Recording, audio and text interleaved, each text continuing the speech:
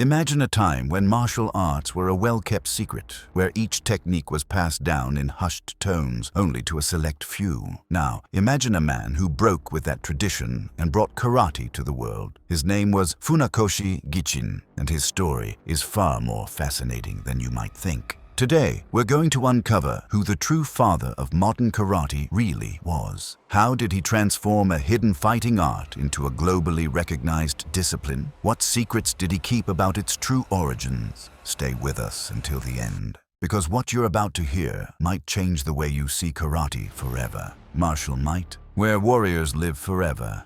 Funakoshi was born in 1868 on the island of Okinawa, a place where unarmed combat wasn't just a useful skill, but a necessity. At the time, the Japanese government had banned swords and weapons for ordinary citizens, which led to the development of a body-based combat system known as Okinawa Te. As a child, Funakoshi was frail and sickly, but everything changed when he began training under two great masters of the time, Anko Itosu and Anko Asato. But here's something many people don't know. Funakoshi didn't invent karate. In truth, he took techniques from various styles and refined them into a more accessible and structured system. His brilliance wasn't in creating something from nothing. It was in adapting and modernizing what already existed. And this leads to a key question. Was he really the father of karate, or simply its greatest messenger? At the end of the 19th century, Okinawa was still heavily influenced by China, and many of the combat techniques we now know as karate originated from Chinese kung fu styles, passed down through cultural and trade exchanges with the Fujian region.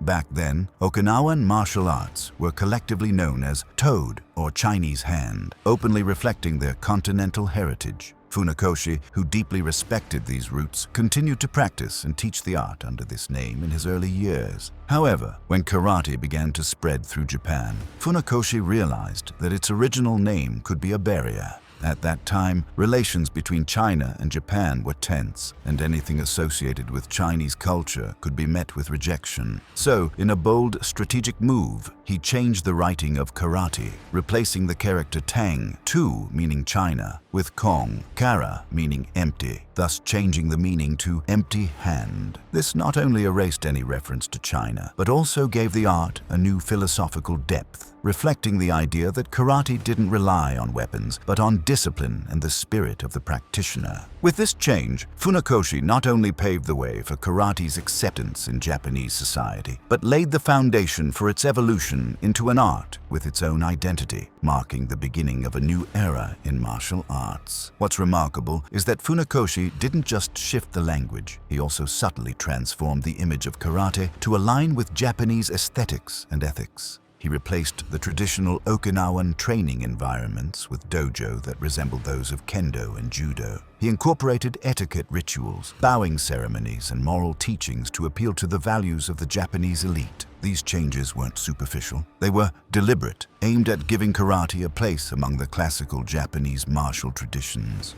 The moment that would define karate's future came in 1922. Funakoshi traveled to Tokyo to demonstrate his art at a martial arts exhibition organized by Japan's Ministry of Education. What happened there would change his life forever. Among the audience were influential figures, including Jigoro Kano, the founder of judo. His demonstration was so impressive that he received invitations to stay and teach on the Japanese mainland. That was the moment he made a radical decision. He would never return to Okinawa. And this is where the story gets even more interesting. Funakoshi didn't just adapt karate to Japanese culture. He refined it into a discipline with a clear philosophy, accessible to everyone. In Okinawa, karate was mostly a secret combat art, taught in small circles and focused on effectiveness and self-defense. But Funakoshi saw its potential as a path for personal growth, something that went beyond mere physical confrontation. Inspired by Bushido, the samurai code of honor, and by Zen meditation, which emphasized self-discipline and mental balance, he transformed karate into a way of cultivating the spirit. For him, every strike and every kata was a way to develop patience, humility, and self-control. His famous quote sums it up perfectly. The ultimate aim of karate lies not in victory or defeat, but in the perfection of the character of its participants. With this vision, karate became more than a fighting technique, became a way of life. But his journey was not without obstacles.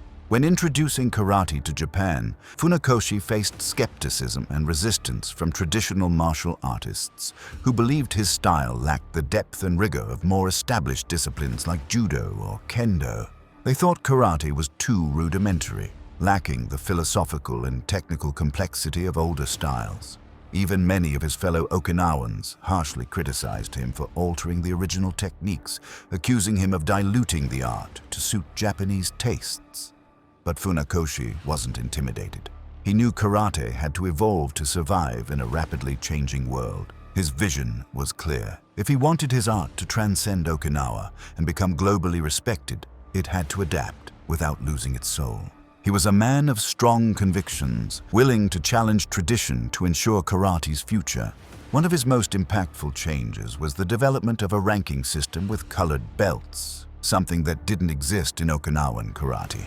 Traditionally, karate had no defined hierarchy, and students' progress was based solely on their teacher's perception, with no visible symbols of advancement. Funakoshi, inspired by Jigoro Kano's ranking system in judo, introduced colored belts to mark different skill levels.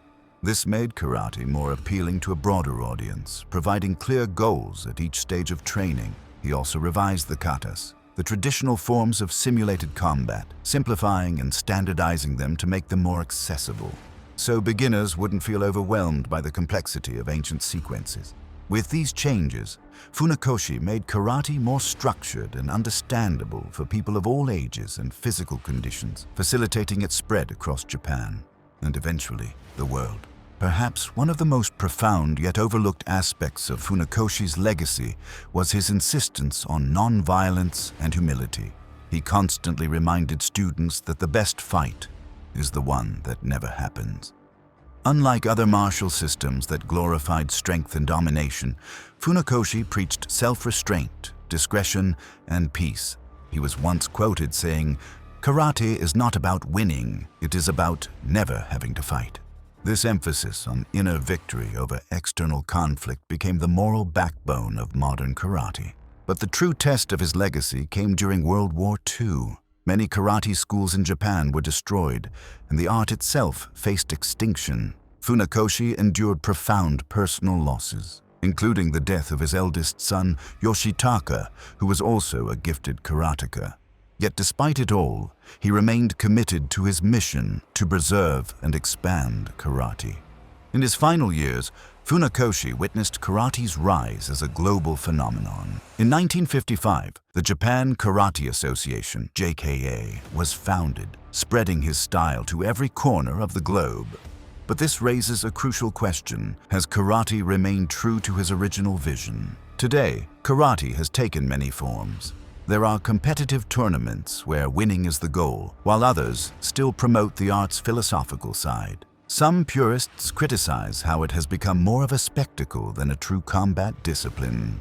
But if Funakoshi were alive today, what would he think? What's undeniable is that without him, karate might never have left Okinawa. He wasn't the art's creator, but he was its greatest visionary. His influence lives on in every dojo, in every training session, and in every person who uses karate, not just for self-defense, but as a path to personal growth. So the next time you hear the word karate, remember, its real power doesn't lie in punches or kicks, but in the philosophy behind it. And we owe it all to a man who, against all odds, chose to share his art with the world. If you want to learn more about the legendary masters of karate and other martial arts, there's a video you simply can't miss. Click here now.